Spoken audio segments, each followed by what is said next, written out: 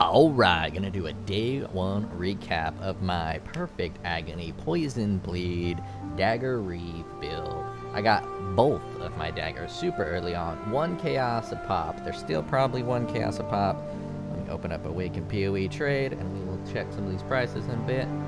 I got Bringer of Rain for 4 chaos. I cannot believe it was only 4 chaos. Yeah, these are not worth anything. There's not a lot for sale, but they are not really worth anything. This guy, I cannot believe he is 1 chaos. I cannot believe Bringer of Rain is 1 chaos. Last league it was 20. I don't know why it was 20 last league. Well, this league it is 1 chaos. This is one of the most powerful starter items for the price that you can buy. Now a lot of people don't understand why this is so powerful. 1, 6% block chance, really strong. 20 to 30 physical added damage is huge. People don't realize quite how big that is. Armor and evasion, pretty solid. That one's not the greatest. You could have much higher armor and evasion.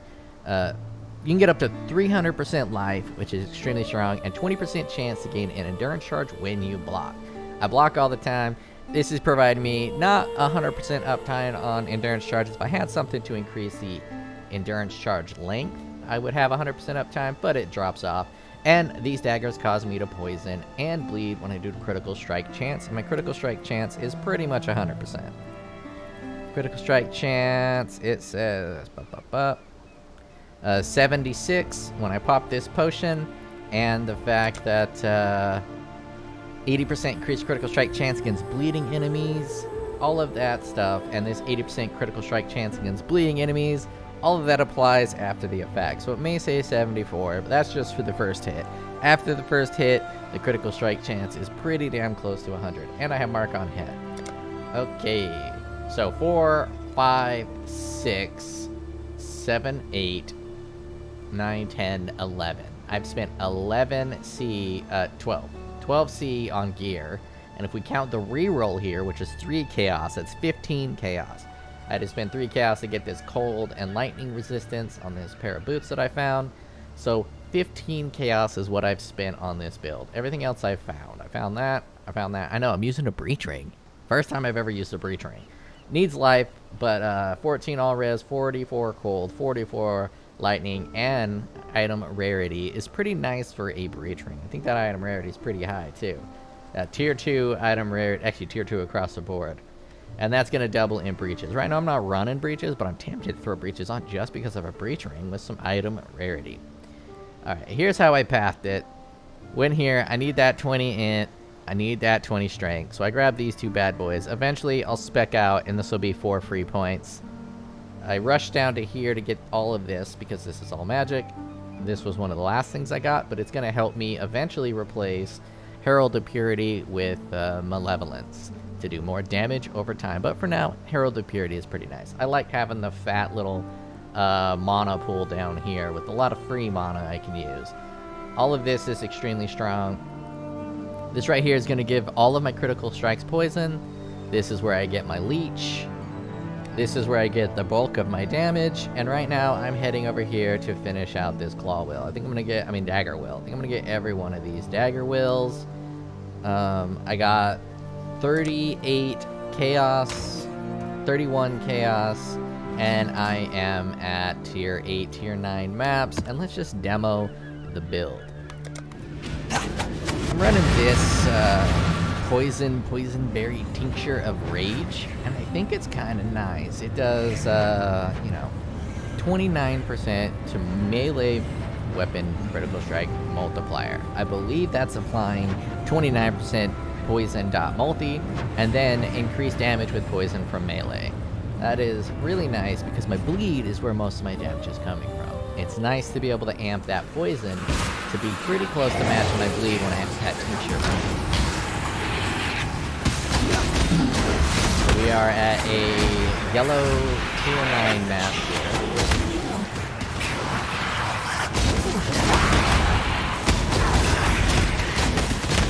Oh, I don't have big bomb, do I?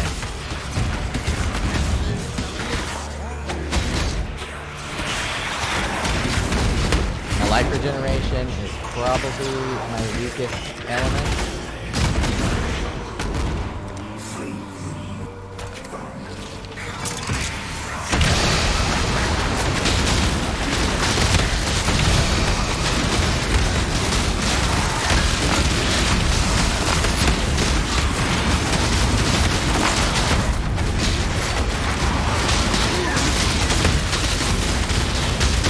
As you can see, it's breezy.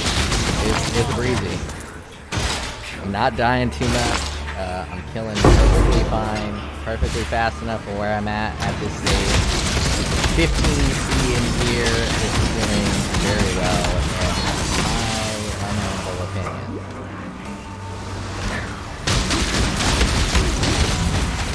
Obviously, there's builds that are doing way better. So this is a poison blue. I never thought we'd have a poison blue build that is doing remotely as good. But here I am, poisoning and bleeding. There's no big thing.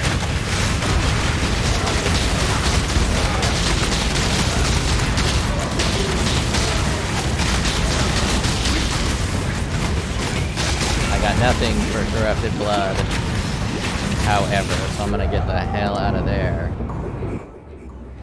Not immune to corrupted blood yet. That'll be in the future. I'll have some corrupted blood immunity, but for right now, corrupted blood is just an instinct buff, and it's pretty annoying. Corrupted blood has always been one of the worst things that POE has ever added to this game, right after the millions and millions of damage over time on the ground. But it's just something we gotta do. Eventually, I'll have it dealt with. But for now, it Black and Decker Pecker wreckers. Now, one of the main reasons it Black and Decker Pecker wreckers me, what the fuck is this portal? Is because I have such good block chance, because I have 100% spell suppression. My armor and evasion are pretty low. My physical damage mitigation is pretty low because it doesn't really need to be that high. Because for the most part, I'm blocking or suppressing all the damage that's coming my way. And that... oh, I gotta charge. And that leaves me pretty weak and open to damage over time.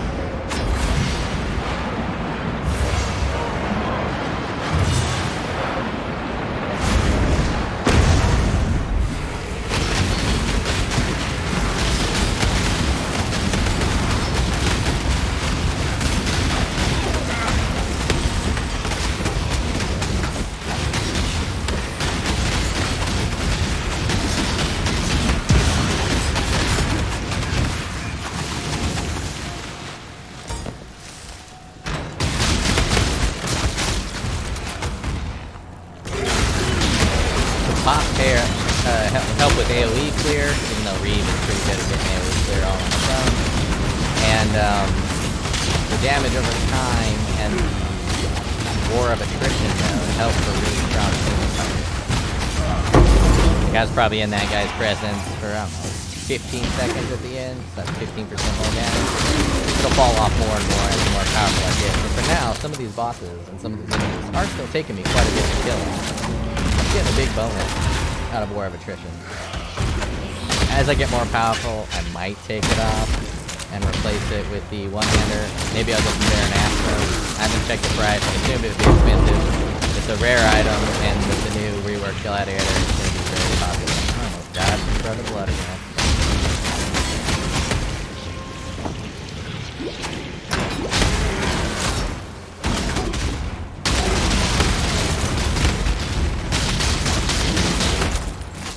I don't have a level 20 ball reach.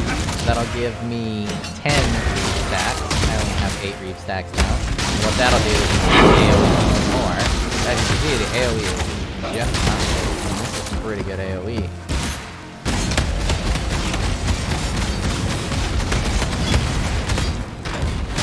Now for a poison build, this attack speed is way too slow. But it's a poison bleed build, so I'm totally fine with this level attack speed.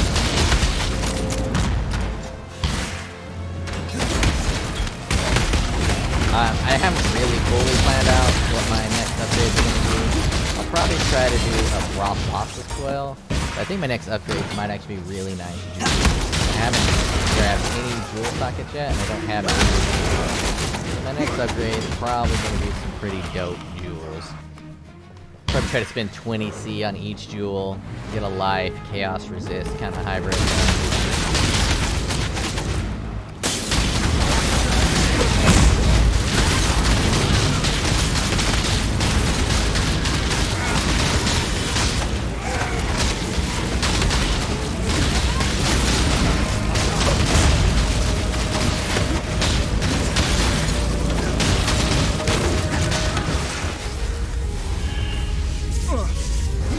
pretty sure this still counts as being in my presence. I don't know how to count it. I don't know where these stupid ass fucking tornadoes are coming from, but the tornadoes are super fucking annoying.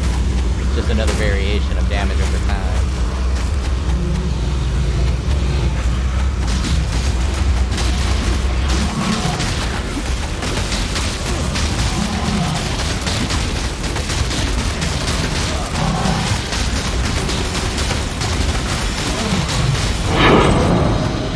Bam! Easy peasy. And that is the day one progress. I am going with some classic miner maps, getting more maps.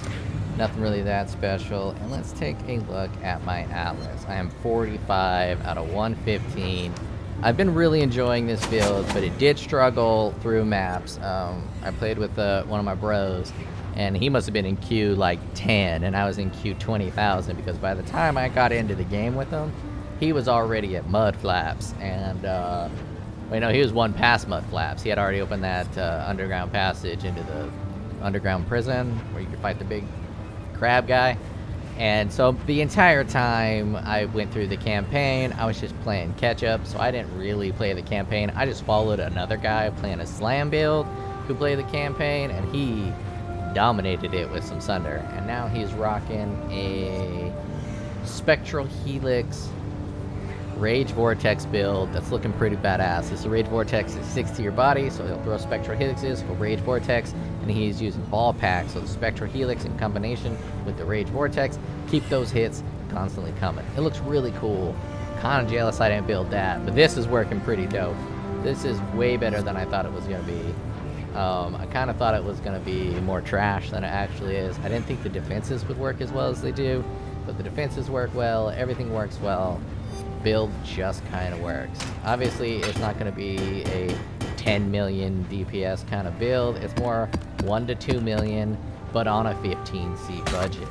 And that's what I like in a starter. I like a starter build that can get me all the way through maps up to T16, and then by the time it's time to fight some of the harder in-game bosses and move into T17, I've either started a new character or I have upgraded my gear to the point where this is going to be viable. Anyways, day one recap. I'm going to get back to it. I think the lead mechanic is awesome. I really like the sounds of the boats coming back. It reminds me of Age of Empires. You got that Age of Empires sound. Big Age of Empires player here. I'll check you later.